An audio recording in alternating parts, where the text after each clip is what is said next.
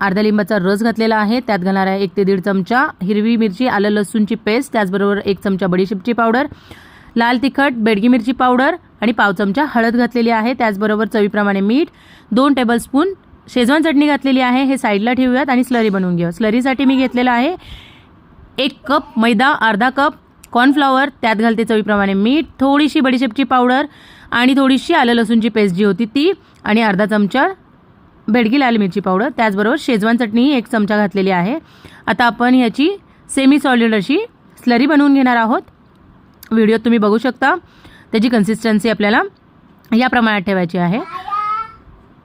आता आपल्या गरम तेलात आपण मस्त असे हे लॉलीपॉप छान दोन्ही साईडने क्रिस्पी होईपर्यंत छान तळून घेणार आहोत। गॅस लो टू मीडियमच ठेवायचा आहे म्हणजे ते छान कुरकुरीत होतात।